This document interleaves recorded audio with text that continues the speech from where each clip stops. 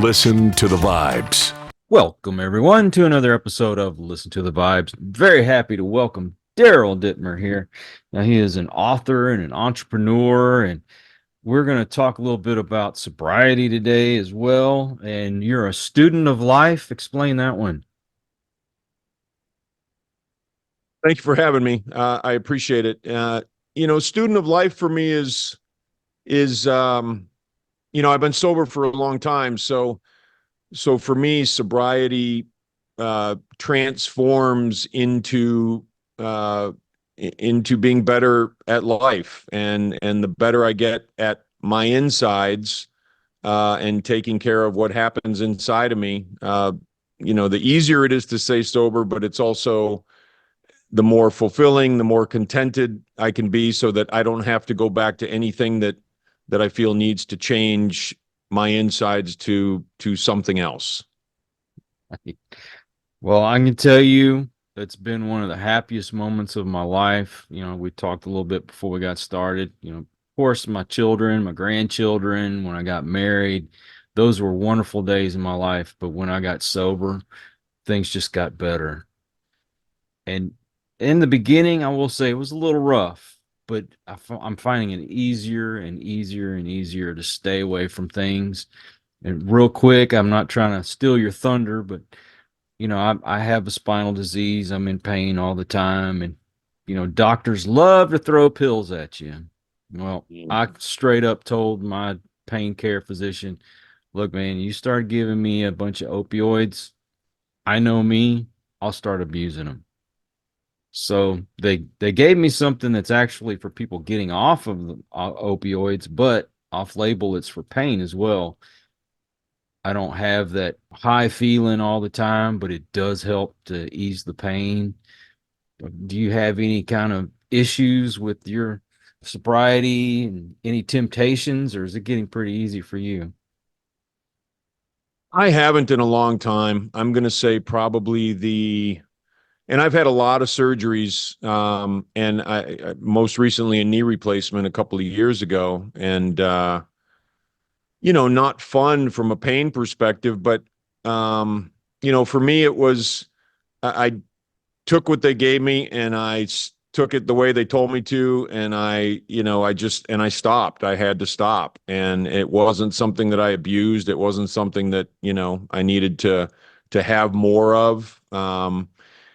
For me, probably the first 2 to 5 years was difficult from that perspective. But after that, as I changed my life, it became much more of a non-issue. Now, if I don't need anything, and I've done, dentist stuff and this and that, and teeth getting ripped out of my head and all that sort of stuff, and I'll just do like a Tylenol or something like that. So, only for severe surgeries and that sort of thing would I ever consider taking a pain med. Now, you are an author, so tell me a little bit about your book. Sure. I wrote my book, and the book is called When I Stop Fighting, and the subtitle is The Unexpected Joy of Getting My Head Out of My Ass, which was crucial, right? I mean, from a sober perspective, and how I look at sobriety is, I need to get rid of the numbing agents, right? I need to get rid of the drugs and alcohol, but then I have to, when real life happens, I have to get my head out of my ass. At least that was how it worked for me, because I don't want to go back to where I was. So my book is about my journey, and it's about addiction and dysfunction and recovery, taking risks, freedom. It's about coming from, sometimes tumultuous beginnings and a little more humble beginnings to a life that honestly I would never have dreamed of being so fortunate to have at this point. And it runs the whole gamut. It's about winning and losing, mostly losing. It's about failures and successes and the lessons learned. So the reason I wrote it is because I I feel like it's a great way for me to give back to some of the mentors and some of the beautiful people that have come into my life because of sobriety and because of recovery. Now, speaking of your journey, what made you decide, hey, man, I need to get my life straight? That was I was young when I got sober. I was one of those Gen X, kids. I'm sure there was a lot of them. There was a lot of them around when I was coming in, in the beginning, and more or less, it was an intervention for me. It was, my folks, and a bunch of people actually very concerned about me and where I was headed and which way I was going, and I wasn't. I was 18 when I was first introduced with the idea of going into treatment, being sober, et cetera. And I didn't have a clue. I really didn't. I didn't have a clue about that. I didn't have a clue about me. I didn't have a clue about how to live life. I just didn't. And so the decision for me came as I was in treatment, and just, for whatever reason, cracking that veneer a little bit and taking a look at my life and saying, oh, wow, and I was miserable and I was insecure and I was just kind of a disaster area. I like to liken it to spiritual and emotional kindergarten. I just did not have anything at all working in my life or together or anything like that. So in treatment, I was introduced to the 12 steps, and I was introduced to a concept called hope, which I was not familiar with. I was, that was given to me as a part of, being in treatment. And so I decided that I wanted to change, and I wasn't sure it was going to happen, but I was willing to at least give it a shot and try. So because I was a kid, I listened to what people told me, because I feel like I was pretty clear that I didn't have a clue. And they kept telling me, your best got you here. And I heard that. I heard what they said. And so, long story, right? But I looked at the people that had something that I didn't have. And at that point, it was the simple things like being able to smile, being able to look people in the eye, being able to have a conversation, not being miserable. People had that, and that's what I decided that I wanted. Did you ever have that roller coaster of jumping on and off the bandwagon? In terms of jumping on and off of being sober, Mm-hmm. I did not. Once I went in, January of '85, I stayed sober. And so, yeah, that was I was very happy that I have not felt the need to do anything else. And I tell you, I I got sober the first time, lasted for a while, and then I fell off that wagon, started right back up again. And then when I got into church, I think if I had stayed, I probably would have stayed sober. But when I left the church, I went right back into doing the same thing. Got worse. In fact, at the age of 36, I had a heart attack. It's because I was drinking so hard and doing cocaine, all that kind of mess. And it took a while, but finally, I think when I got remarried, that's when it it finally kind of sunk in. It's time to stay sober. I don't think I'd have my grandchildren with me today. I almost lost my kids because of it. How do you encourage people like me that, had that problem of as soon as something goes downhill, right back on the bottle? You know,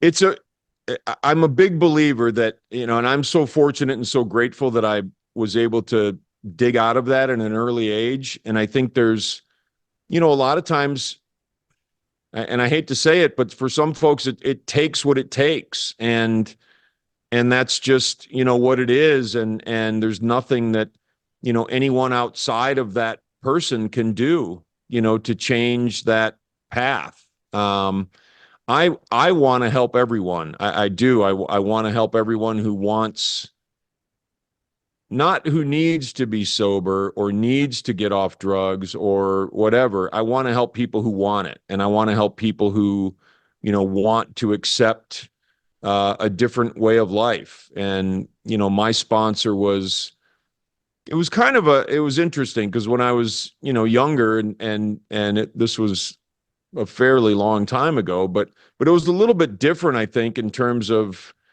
they just said, here's what you need to do. If you want success with this, here's what you need to do. And that's it. We don't care about your feelings. We don't care about how it, whether you want to or not want to. If you decide you want to do it, here's what you need to do. And I think that was crucial for me. Somebody needed to just, grab me by the back of the neck and tell me what to do. And I was fortunate that I, listened. So in terms of people sort of on that slippery slope, the best advice I can give is that you have to be truly sick and tired of being sick and tired to quit. And that spot is different for everybody. Sure. Did you find yourself getting closer to God? Oh, without a doubt. Without a doubt. Yeah. And for me, it's I define God less and less over the course of time. I grew up with a Lutheran upbringing, and, I grew up in Michigan. So we had my dad was a mechanic. My mom took care of the house and us kids, and I have an older brother and a younger sister. And it was Protestant work ethic. I mean, that was how we grew up, and that was what I needed to adhere to. And they hand you this bag of stuff and they say, here's what you're allowed to believe. Here's the stuff you're supposed to believe and you're allowed to believe, and you're not allowed to believe anything else. Or, you can go to hell, or, whatever might happen. And if you do all the right stuff, you're going to go to heaven. And when I looked at that, and this is only for me, it's not for anybody else, but I believed less of that stuff. I had to take all of the beliefs that I grew up with and put them on a table and look at them and say, okay, what's working for me? And I went from believing in, my Protestant God to, when I got sober, that scared me. It scared me because I thought, oh, well, that's not going to work out very well. It just didn't feel right. And so I went to the tables being my higher power. I went to, telephone pole being my higher power, just something outside of me, and since then it's morphed back into God, but a very different understanding of God than I had ever had, in my life, a much more personal God. Don't really get too big into theology, but I don't think it's so black and white when it comes to God. I think your relationship, he points you in the direction that you're meant to go on, not what somebody else tells you need to do. I couldn't agree more. I couldn't agree more.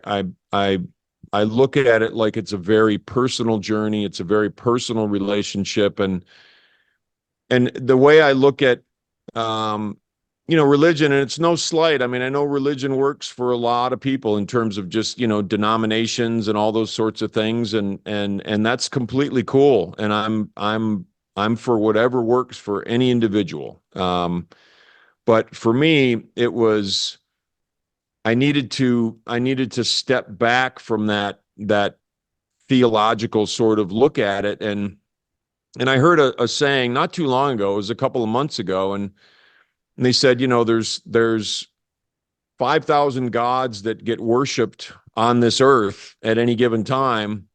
But don't worry, yours is the right one, and so I think it's important for us to develop what works for us and the relationship that resonates. and that's how it's worked for me. And I'm completely open to that changing and that morphing over time based on, um, based on how it resonates for me. Well, getting away from religion, I think, was what really helped me. I'm more spiritual than religious. And don't get me wrong, I still adhere to the Bible. I still believe in the Ten Commandments and God's Word. But going somewhere and having some man translate to me what he thinks it says instead of letting the Holy Spirit tell me what whatever passage I'm reading means, I think that's what really works for me.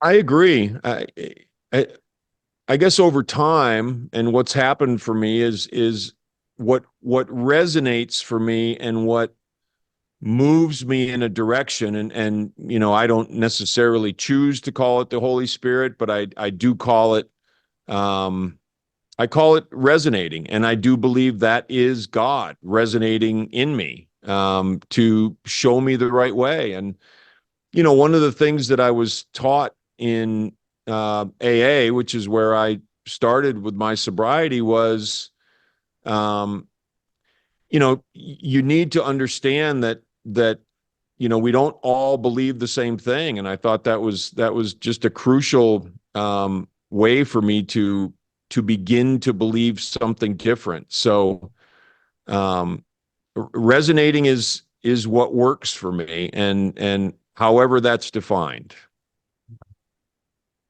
Well, what about in forgiveness, as far as forgiving yourself and for people forgiving you? How's that journey been? It's gotten a lot better. That's for sure.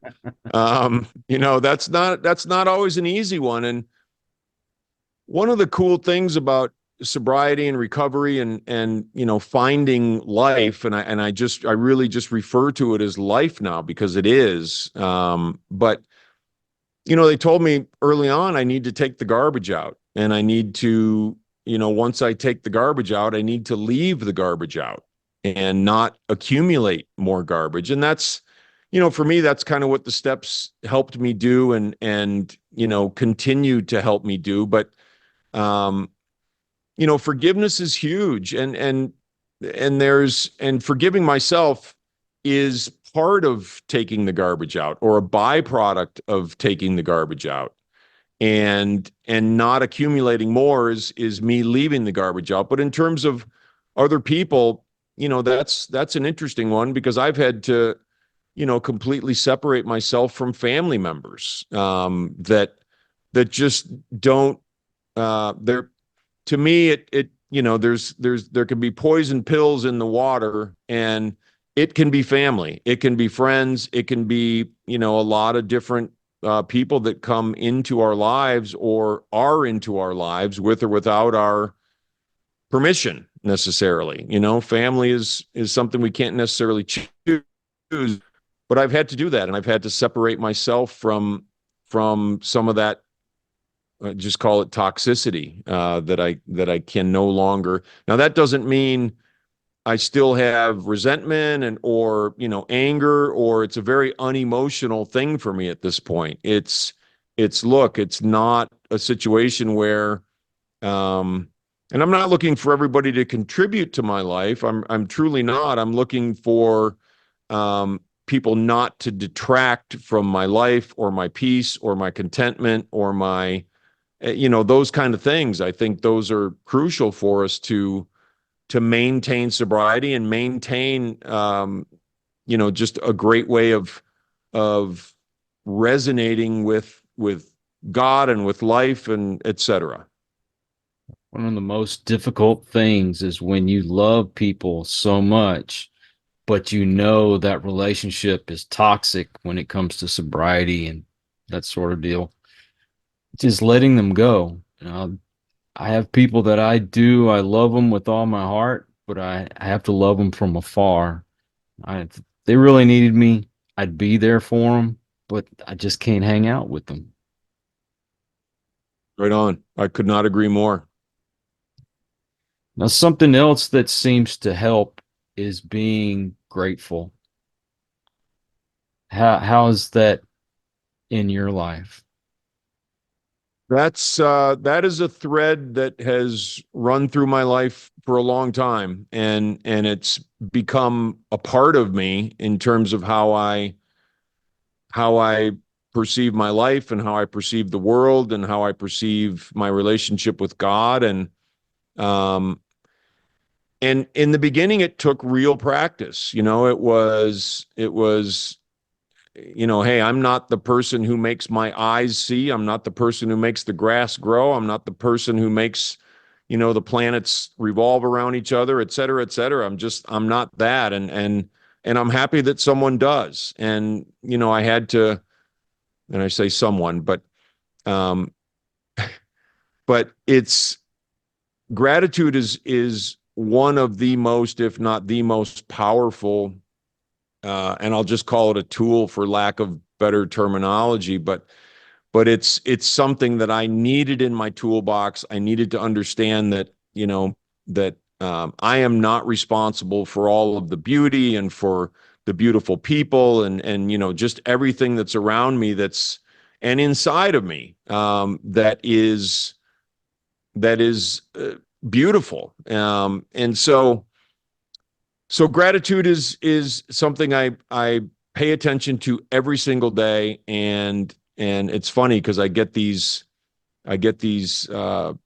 sensations down my spine when I stop for a second and I look and I pay attention and I'm there at that moment. And whether it's a bird or whether it's the trees or whether it's the wind or whatever it is, and I just get this feeling of gratitude, and I say thank you a lot. So gratitude is indispensable. Do you still have those moments when you get real low, and what gets you out of it?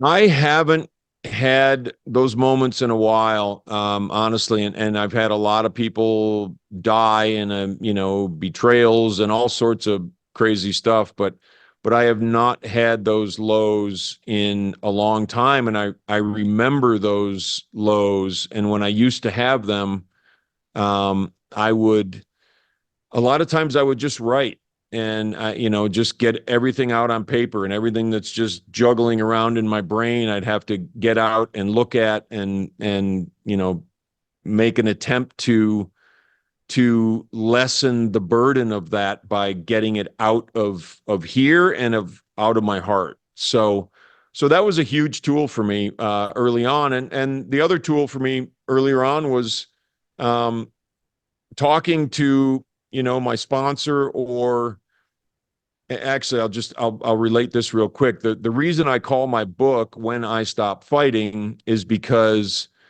when I was wrestling with some problem, and I think it's real close to what you're talking about, Coyote, the lows. I was wrestling with a problem, or I grew up with fight everything and wrestle everything, and it only hurts till the pain stops, and rub some dirt on it and walk it off and all that sort of stuff. But I brought a problem to my sponsor one time, and he may have gotten sick of hearing about all my stuff, but he said, Daryl, when you stop fighting, the fighting stops. And that's something I've carried in my back pocket for a long time. But I guess the point is to get out of some of those difficult times or get out of those lows.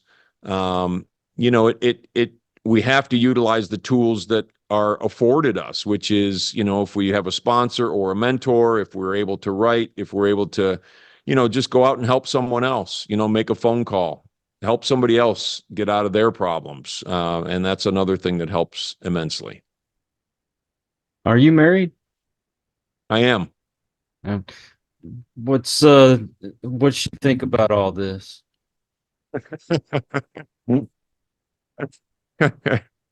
She thinks I'm nuts. I'm not.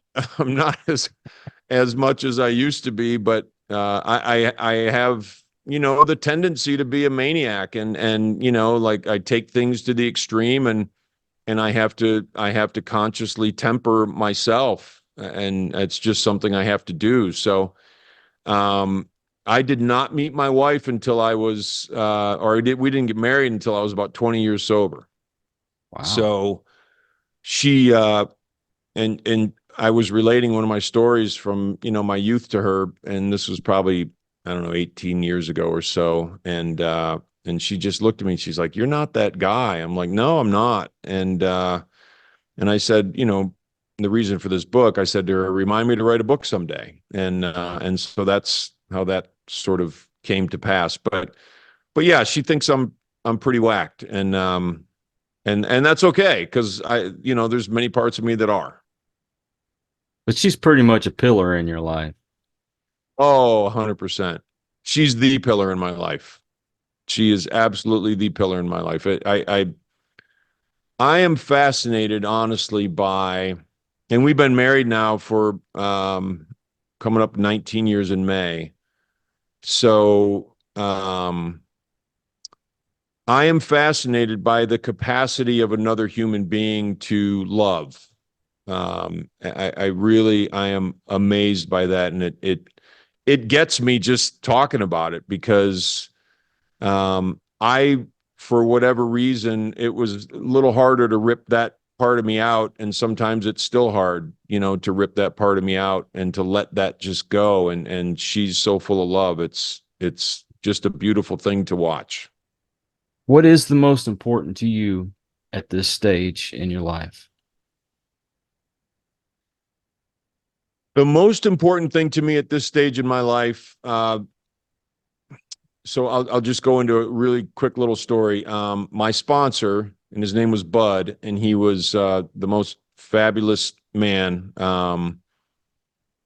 But he said to me, and among a myriad of things that he said that were just so important to me and that I remember and have remembered my entire life. But he said, "Daryl, first things first, and the rest will be added on." And I know in AAs, you hear people talk about first things first at the tables and this and that, but to me, keeping my faith and my just how I interact with myself and with people and with God and with the universe, and keeping faith first and foremost in my life is what first things first and the rest shall be added on means to me. And again, I can be kind of a maniac. So, when I first got sober, and for many years hence, I wanted to make money. I wanted to do this. I want to do that. And, et cetera, et cetera, et cetera. And after a while of trying to do all that stuff and, make a splash, it became very apparent to me that the only thing that really matters is waking up in the morning with a smile on my face. And a whole lot of things go into that formula to wake up in the morning with a smile on my face. But that's part of the first things first. If I do those things, I wake up in the morning with a smile on my face. That's most important to me. And you just have the one book?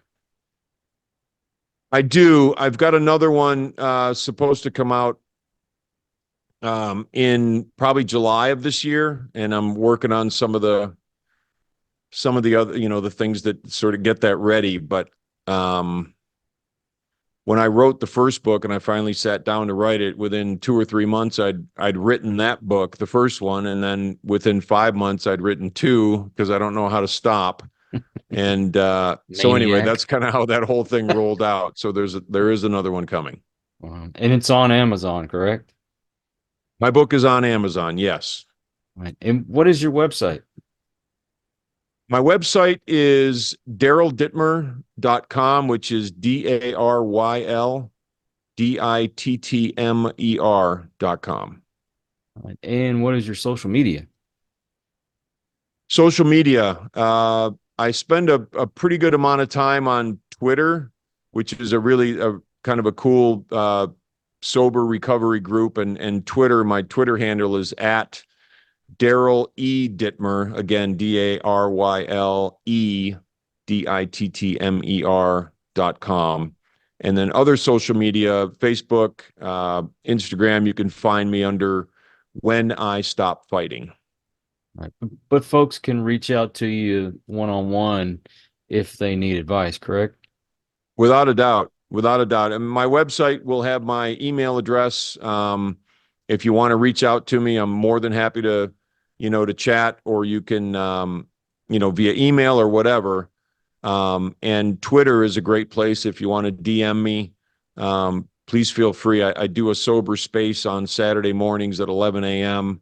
Every single Saturday, and we talk for an hour, and there's a lot of good sobriety. And I have different folks co-host and that sort of thing. So it's pretty cool if you can join us. It's a great discussion.